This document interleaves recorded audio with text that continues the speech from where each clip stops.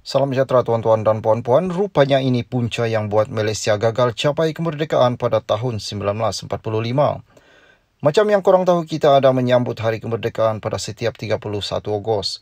Kerana itu merupakan tarikh mana Tunku Abdul Rahman melaungkan kemerdekaan sebanyak 3 kali.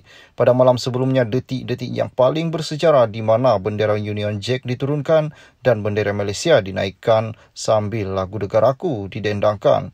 Jika dilihat kembali kepada sejarah yang lepas, usaha dan keringat untuk mencapai kemerdekaan dilakukan sebanyak juga pejuang yang terkorban akibat dari serangan orang yang tiada hati perut bermula dari sejak tahun 1955 sehingga 1957.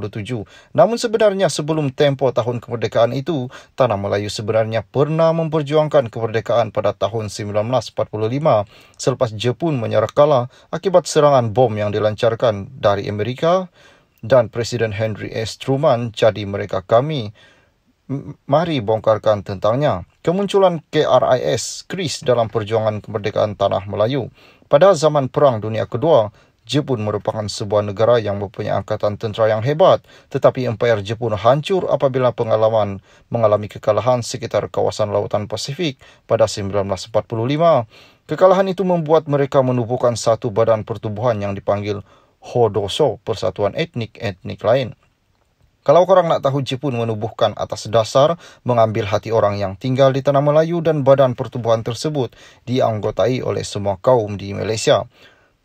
Semasa Hodoso sedang giat dijalankan, Jepun di Tanah Melayu telah menyatakan hasratnya untuk memberi kemerdekaan kepada Tanah Melayu bersama dengan Indonesia. Ini merupakan satu utusan yang baik kepada golongan nasionalis, lebih-lebih lagi kepada kekuatan rakyat istimewa Semenanjung. KRIS telah ditubuhkan oleh Ibrahim Yaakob dan Dr. Burhanuddin El-Halmi. Tujuan penubuhan sekumpulan nasionalisme ini adalah untuk memperjuangkan kemerdekaan di Tanah Melayu. Krisis ini juga mendapat sokongan dari Jepun serta mempunyai dasar yang menyerupai dasar Kesatuan Melayu Muda, Perlembagaan Kemerdekaan Tanah Melayu yang dipanggil Piagam Taiping. Pada bulan Jun 1945, Jepun telah mula merasakan kekuatan pemerintahannya semakin lemah dan pengaruh dalam kalangan orang Melayu mula berkurangan. Mereka juga merasakan perlu untuk mengambil semula hati rakyat, terutama golongan nasionalis di Tanah Melayu dan Indonesia. Oleh itu, Jepun di Indonesia telah bersetuju memberikan kemerdekaan kepada Indonesia. Sementara itu, golongan nasionalis Tanah Melayu telah menuntut supaya pun Tanah Melayu juga turut dimerdekakan sebagai sebahagian daripada Indonesia. Pihak nasionalis Indonesia menyokong dengan cadangan itu dan pentadbiran Jepun di Tanah Melayu telah menyatakan persetujuannya untuk memberikan kemerdekaan bersama Tanah Melayu dan Indonesia.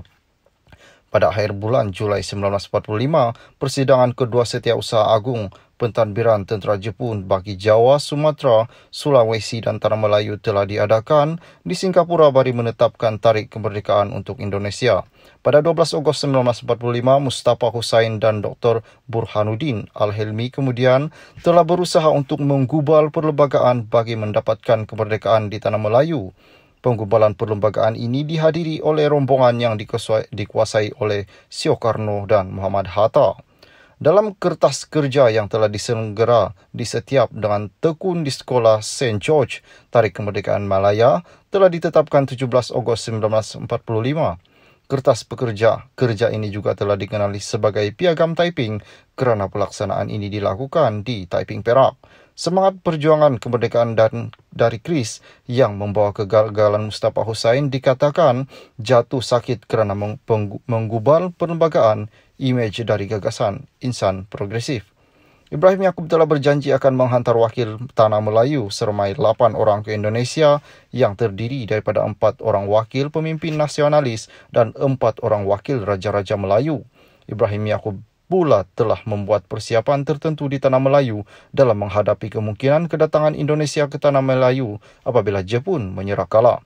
Walau bagaimanapun tarikh kemerdekaan Tanah Melayu bersamaan dengan tarikh kemerdekaan Indonesia, tetapi tujuan KRIS dalam perlembagaan Tanah Merdeka bukanlah untuk menyatukan Indonesia dan Malaya sekaligus, kerana undang-undang antarabangsa telah tidak dibenarkan perkara itu berlaku.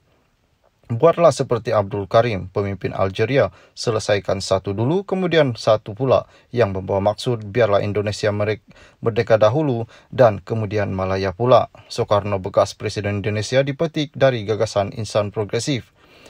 Petikan di atas ini merupakan apa yang telah dikatakan oleh Soekarno kepada Ibrahim Yaakob. Akhirnya Soekarno dan Hatta telah mengisytiharkan kemerdekaan Indonesia tanpa menyebut nama Tanah Melayu sebagai sebahagian daripada wilayah Indonesia Raya.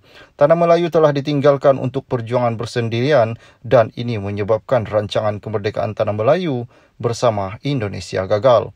Lakaran sejarah ini merupakan satu kisah sedih buat penduduk Tanah Melayu ketika itu. Mustafa Husin juga menyatakan bahwa beliau telah